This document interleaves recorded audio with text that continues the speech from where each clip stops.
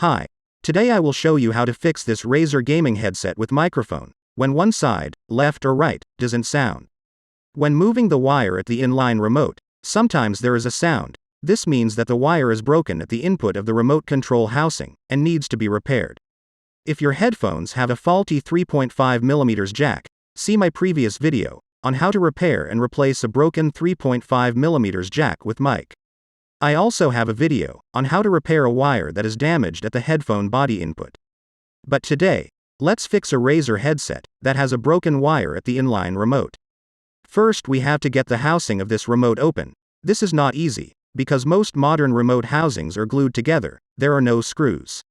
So be careful when you try it open, because you have to remember that you have to put the remote back together as well, so be careful when you try it open. This time it came open quite well. We unscrewed the main board. Be careful not to lose small parts, and don't tear the wires.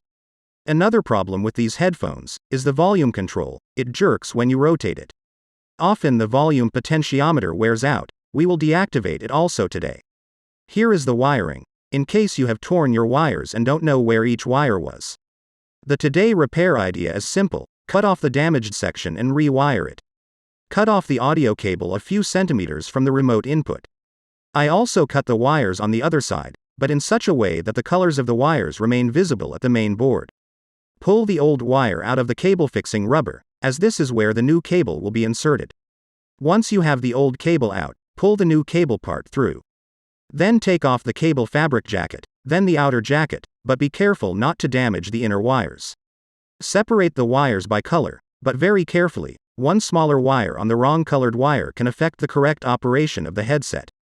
Apply glue to the cable and slide over the fabric jacket, then apply superglue to the fabric and slide over the cable fixing rubber.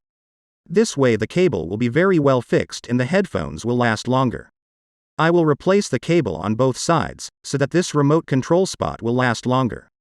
The other side also needs to be prepared and repaired in the same way. The new wires need to be long enough for soldering to the board. Then tin all the wires. Then prepare a small length of wires so that the damaged volume control can be deactivated. Then unsolder the old wires, and solder the new wires in place. But gradually, so as not to blend the colors. Then solder the short jumper wires to the left, right and ground channels. Then solder the new wires on the other side as well. Then solder the jumper wires, left to left, right to right and ground to ground. This bypasses the volume control and the headphones will be at max volume. The volume control will not work because it is broken. Then put the main board back in the case, but hang the wires so they are not pinched.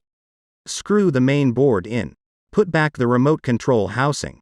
You can glue it together, but we prefer to use adhesive tape, because it will make it easier to disassemble the remote control, in case of future problems. That's it. We have saved money by not buying new Razer headsets, but fixing the existing ones. I hope you found this video useful. If you have any suggestions or questions, feel free to post them below. Also, I would be very happy if you like and subscribe to this video and Tech Screw channel to support me and my money-saving videos. Thank you and good luck.